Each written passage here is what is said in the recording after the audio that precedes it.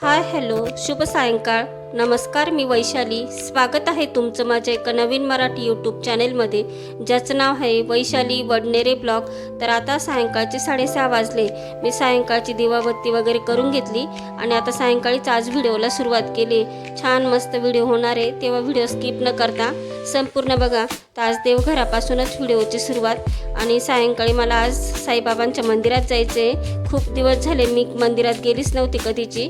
घरापासून तसं थोडंसं लांबच आहे. पायी जर गेलं ना तर 10 मिनटं लागतात आणि गाडीवर 5 मिनटात. तर म्हटलं आज जाऊ, रोजच काम असतात. आवरलं आहे तर जा. मंदिरात आल्यानंतर लक्षात आलं का आरती झालेली होती. तर आता दर्शन घेऊ म्हटलं. साईबाबांचं दर्शन घेतलं आणि बाजूला छोटे छोटे मंदिर आहे, तिथे महादेवांची पिंड आहे, बाजूला गणपती आहे. तर तिथलं पण दर्शन घेतलं. बरेच भाविक आलेले होते. काही महिलांनी तर इथे अधिक मासानिमित्त आता वाण द्यायचं चालू होतं आणि मी इथलं दर्शन घेतलं महादेवांचं. बाजूला गणपती बाप्पांचं पण घेतलं. खूप छान इथे महादेवांचं लिंग आहे. इथलं दर्शन घेऊन मग मी जरा वेळ बसली निवांत. कधी कधी काय होतं, इच्छा असताना पण वेळेअभावी नाही येता येत. नाही तर मला बऱ्याच वेळेस असं वाटतं आपण इथे यावं दर्शनाला. मी 8 दिवसातून पहिले एकदा दोनदा यायची. तर आज मला प्रसाद बोलला का मी तिकडेच चाललो आहे, तर जाता जाता तुला सोडून देतो. तर मी त्याच्यासोबत आज गाडीवर आली आणि आता जाताना मी पायी जाईल. मंदिराच्या बाहेर असं मोकळं आवार आहे बसायला. तिथं 5-10 मिनटं बसली आणि याच्या बाजूला पण लहान मुलांसाठी खूप छान खेळायला जागा आहे. पण अंधार असल्यामुळे मी तिथलं काही शूट घेतलं नाही. त्यानंतर मी बाजारात आली. तर बाजारात भाजीपाला घ्यायचा होता. असंही घरी भाजीपाला नव्हता. म्हटलं जाता जाता भाजीपाला घेऊ. भाज्या नसला ना तर डोकंही चालत नाही, काय करू सकाळी टिफिनला वगैरे. तर जाता जाता भाज्या घेतल्या म्हणजे पटपट स्वयंपाक पण होतो. आता भरपूर भाज्या महाग होत्या. तसं म्हटलं तर मेथी 30 रुपयाला, गवार 30 रुपये पावशर, कमी काहीच नाही. स्वस्त म्हटलं तर फक्त बटाटे होते 20लाच 1 किलो होते. आणि डांगर, आता कोणी शक्यतो डांगर खात नाही, पण भाज्या थोड्याशा काही वेगळं वेगळं बरं वाटतं. म्हटलं चला डांगर पण घेऊन जाऊ आज. आणि मेथी तशी फ्रेश आहे 30 रुपयाच्या पाण्याने. आता भाजीपाला भरून घेते आणि आज माझा स्वयंपाक पण बाकी आहे. आज सगळंच निवांत चाललं आहे.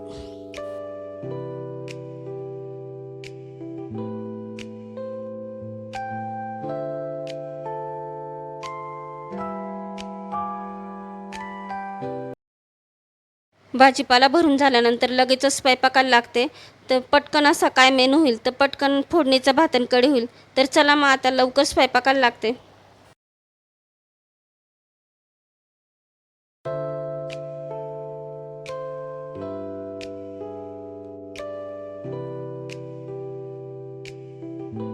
दुपारी ना भांडे घासले त्यावेळेसच मी मसाल्याचा डबा घासलेला होता.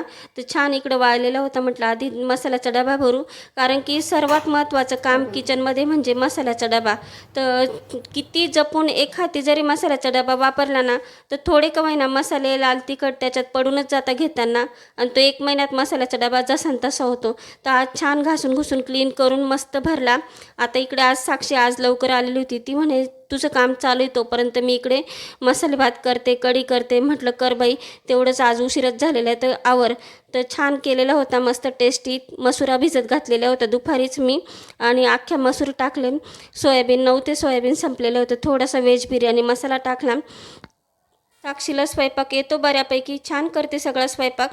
पण जॉबमुळे तिला जमत नाही, त्यामुळेच ती किचनमध्ये जास्त दिसत नाही. सुट्टीच्या दिवशी तिला तिचे कामं असतात. मस्त इकडे कढी झालेली होती, भात झालेला होता आणि इकडे गरमागरम लगेच जेवायला पण घ्यायचे. असे 9-9:30 होत आलेले होते. खूप छान टेस्टी झालेले होते. या टेस्ट करायला तुम्ही पण.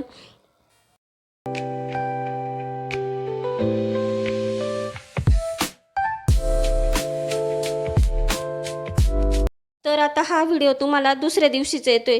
सकाळी मी लवकर उठली, सकाळचा नाश्ता, स्वयंपाक, सकाळची सर्व कामे आवरली. अगदी 9:30पर्यंत माझी सगळी कामं आवरली होती, कारण की मला लवकर वेळेत पोचायचं होतं. तर मी घरातलं काही शूट घेतलं नाही. ते जर शूट घेत बसलं ना तर मला वेळेत पोचता नसता आलं. आणि आता सध्या अधिक मास चालू तर गाड्यांनाही खूप गर्दी. तर मी एकटीच गेली होती बसनी. आणि देवळासटाने ह्या गाड्या ज्या असतात त्या बाहेरच रोडवर सोडून देतात, म्हणजे हायवेला. तर तिथे माझा भाऊ आलेला होता, त्याच्यासोबत मी घरी गेली. आणि कडक ऊन असल्यामुळे इथून बस स्टँडपासून भरपूर लांब आहे घर. आणि मी नंतर घरी आल्यानंतर ज्या काकू पित्तर म्हणून येतात त्या आलेल्याच होत्या आणि स्वयंपाक पण बऱ्यापैकी होतच आलेला होता. तर म्हटलं चला 11:15पर्यंत पित्तर म्हणून जेवायला बसल्या होत्या. आणि असं म्हणतात की जो सीझन असला तर आंबेरस वगैरे, आता जाणारा माणूस तर काही येत नाही, पण आता आपली जी श्रद्धा आहे त्याप्रमाणे आपण केलंच पाहिजे, जशी पहिलेपासून परंपरा आली. तर आणि इकडे भजे वगैरे सगळं झालेलं होतं. तर म्हटलं आता ताट करून घेऊ. आणि मोठ्या बहिणींनी मस्त पुरणपोळ्या वगैरे केलेल्या होत्या. मी इकडे ताट करायला सुरुवात केली. म्हटलं नैवेद्याचं ताट काढून घेते आणि मग त्या पित्तर ज्या काकू आहे त्यांना पण वाढून दे, म्हणजे आम्ही सगळे सोबतच बसलो जेवायला.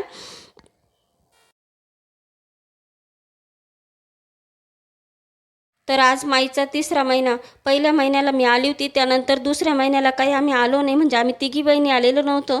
तर ह्या महिन्याला 3ऱ्या महिन्याला आलो. तर पुढे इथून पुढे पावसाळा पण चालू होईल आणि दर महिन्याला काही शक्य नाही जायला. तर आज माईला जाऊन आज पूर्णपणे 3 महिने झालेले होते.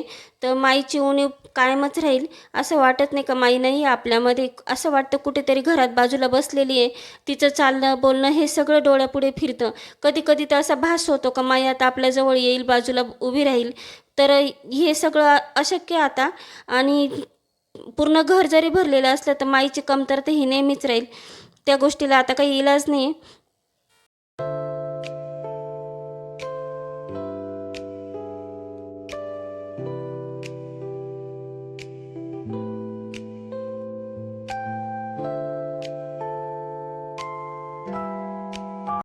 आमचे सर्वांचे जेवणं झाले. त्यानंतर इथे टी व्हीला माझाच ब्लॉग लावलेला होता. तर बघत होता आम्ही मूव्ही. जो मूव्हीचा मी ब्लॉग टाकलेला होता तोच बघत होता आम्ही.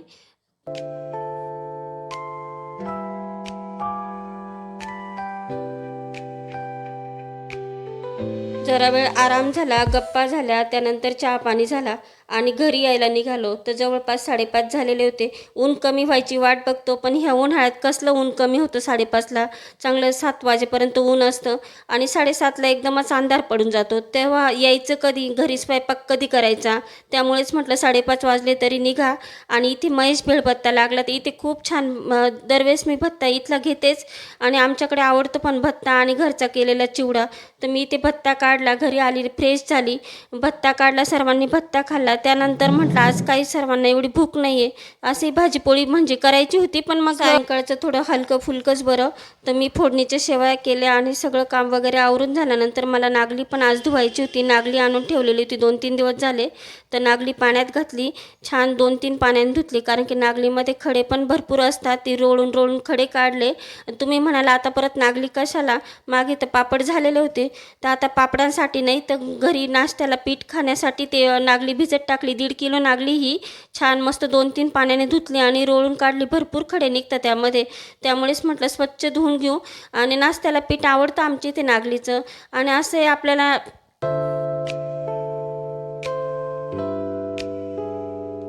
आपल्याला म्हणजे मला पण हाच प्रश्न पडतो, रोज उठून नाश्त्याला काय बनवायचं. आता इथे नागली मी चांगली स्वच्छ 2-3 पाण्याने धुवून घेतली, त्यानंतर रात्रभर पाण्यात भिजत घातली आणि सकाळी उपसून घेते. चला तर मग आता इथेच व्हिडिओचे एंड करते. आजचा व्हिडिओ कसा वाटला कमेंटमध्ये नक्की सांगा.